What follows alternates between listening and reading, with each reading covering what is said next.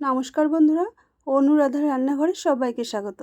আজ আমি তোমাদেরকে রান্না করে দেখাবো শোল মাছের অতি প্রিয় একটি পদ, আমশোল। এই গরম তো পড়েই গেছে আর নতুন আমও উঠতে শুরু করেছে। এই সময় কিন্তু আমশোল রান্না করে খাওয়ার পারফেক্ট সময়। তাহলে চলো রান্নাটা শুরু করি। রান্নাটা শেষ পর্যন্ত দেখতে থাকো, আশা করছি আজকে রান্নাটাও তোমাদের ভালো লাগবে। প্রথমে আমি শোল মাছ নিয়েছি 4 পিস, ধুয়ে পরিষ্কার করে জল ঝরিয়ে। এবার এই মাছেই আমি প্রথমে হাফ চামচ লবণ আর হাফ চামচ হলুদ দিয়ে ভালোভাবে মাখিয়ে 5 থেকে 6 মিনিটের জন্য রেখে দেবো। এতে করে মাছের ভেতরে আমার লবণটা ভালোভাবে ঢুকে যাবে, মাছটা রান্নার পর খেতেও ভালো লাগবে। তো মাছের লবণ হলুদ মাখানো হয়ে গেছে। এরপর আমি মাছটাকে রেখে দেব 5 থেকে 6 মিনিটের জন্য। আর আমশোলের জন্য আমি এখানে একটা মিডিয়াম সাইজের আম 4 টুকরো করে কেটে নিয়েছি। এরপর আমি আমশোলের জন্য মশলা তৈরি করে নেব। তার জন্য 1 চামচ গোটা জিরে দিলাম, 1 চামচ কালো সর্ষে আর 1 চামচ সাদা সর্ষে, আর ঝালের জন্য 4টে কাঁচা লঙ্কা দিলাম। আর সামান্য জল দিয়ে আমি সুন্দর করে একটা স্মুথ পেস্ট তৈরি করে নেব। যত মশলাটা মিহি হবে খেতে ততই ভালো লাগবে। তো দেখেই বুঝতে পারছো আমি পুরো মিহি করে পেস্ট করে নিয়েছি। আমার মশলাটা ছেঁকে নেওয়ার কোনো প্রয়োজন নেই, মশলার ভেতরে দানা ভাব থাকলে ছেঁকে নিতে হতো। এরপর আমি মাছ রান্না করার জন্য গ্যাসে কড়াই বসিয়ে দিয়েছি। কড়াই গরম হয়ে এলে পরিমাণ মতো সর্ষের তেল দিয়ে দিলাম। তেলটা ধোয়া ওঠা গরম হয়ে এলে প্রথমে আমি খুন্তি দিয়ে কড়াইয়ের 4 সাইডে তেলটা নেড়ে চেড়ে লাগিয়ে দিলাম। এতে করে মাছ ভাজার সময় আমার লেগে যাবে না। এরপর আমি মাছগুলোকে একে একে দিয়ে দিচ্ছি। মাছগুলো দিয়ে আমি তেলের মধ্যে ভালোভাবে মাছগুলোকে সেট করে দিচ্ছি। 2-1 মিনিট পর মাছের এক পিঠ ভাজা হয়ে গেলে মাছটাকে আমি উল্টিয়ে দিচ্ছি। মাছগুলোকে আমি বেশ লালচে রং ধরিয়ে ভেজে নেব। তো মাছের অপর পিঠও ভাজা আমার হয়ে এসছে, দেখেই বুঝতে পারছো।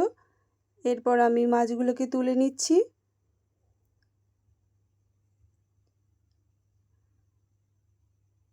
মাছগুলো আমার তুলে নেওয়া হয়ে গেছে। এরপর আমি এই তেলেই হাফ চামচেরও কম কালো জিরে ফোড়ন দিলাম। ফোড়ন চটপট করে ফুটতে শুরু করলে এই সময় আমি আমগুলোকে দিয়ে দিলাম। আমগুলো দিয়ে একটু নেড়ে চেড়ে দেব। নেড়ে চেড়ে দেওয়ার পর আমি এখানে হাফ চামচ লবণ দিলাম আর সামান্য হলুদ দিলাম। এরপর আমগুলোকে আমি হালকা লালচে রং ধরিয়ে ভেজে নেব। কিছুটা সময় নেড়ে চেড়ে দেওয়ার পর আমগুলো আমার হালকা লালচে রং ধরে ভাজা হয়ে গেছে। এই সময় আমি যে মশলার পেস্ট তৈরি করে রেখেছিলাম সেইটিকে দিয়ে দিলাম। আমি মিক্সির বাটিটা ধুয়েও সামান্য জল দিলাম। এরপর আমি নেড়ে চেড়ে দিচ্ছি। নেড়ে চেড়ে দেওয়ার পর সামান্য কাশ্মীরি লঙ্কার গুঁড়ো দিলাম, এটা কালারের জন্য। আমি কাঁচা লঙ্কার ঝালেই রান্নাটা করছি। এরপর আমি গ্যাসের ফ্লেম মিডিয়ামে রেখে 2 থেকে 3 মিনিট সুন্দর করে মশলাটা কষিয়ে নেব। তো দেখেই বুঝতে পারছো মশলাটা আমার প্রায় কষানো হয়ে এসছে, মশলা থেকে তেল ছাড়তে শুরু করেছে। এই সময় আমি ঝোলের পরিমাণে উষ্ণ বা কুসুম গরম জল দিয়ে দিলাম। ঝোলের পরিমাণে আমি এখানে সামান্য লবণ দিয়ে দিলাম, আমি আগেও লবণ দিয়েছি। আর সামান্য হলুদ দিলাম।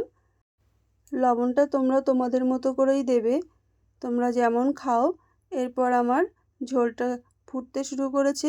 এই সময় আমি ঝোলটাকে 2 থেকে 3 মিনিট ফুটতে দেবো, তাহলেই আমার আমটা গলে যাবে। আমটা গলেও গেছে। এই সময় আমি মাছ ভাজাগুলোকে দিয়ে দিচ্ছি। মাছ ভাজাগুলো দিয়ে আরও কিছু সময় ফুটিয়ে নেব, যতক্ষণ না আমার মাছটা নরম হয়ে আসে। আর এখানে আমি টেস্টের ব্যালেন্সের জন্য হাফ চামচ মতো চিনি দিয়ে দিলাম। কিছু সময় ফোটানোর পর আমি মাছগুলোকে উল্টিয়ে দিচ্ছি। এতে করে আমার মাছের দুই পিঠই ভালোভাবে নরম হয়ে যাবে আর খেতেও ভালো লাগবে। তো দেখেই বুঝতে পারছো ঝোলটা আমার ফুটে হয়েই এসছে, ঝোলটা ঘনও হয়ে এসছে। এই সময় আমি গ্যাসের ফ্লেম বন্ধ করে দেব, দিয়ে পরিবেশন করব। আমার আজকের রান্না তোমাদের কেমন লাগলো অবশ্যই কমেন্ট করে জানাবে, ভালো লাগলে লাইক শেয়ার করবে। তোমরাও এভাবে আমশোল বানিয়ে খাবে। আর আমার চ্যানেলে নতুন বন্ধু হয়ে থাকলে অবশ্যই চ্যানেলটি সাবস্ক্রাইব করে নেওয়ার অনুরোধ রইল। এতে করে আমি নতুন ভিডিও আপলোড করলে সবার আগে তোমার কাছে পৌঁছে যাবে। আজ এই পর্যন্তই, দেখা হবে নতুন ভিডিওতে। সবাই ভালো থাকবে, ধন্যবাদ।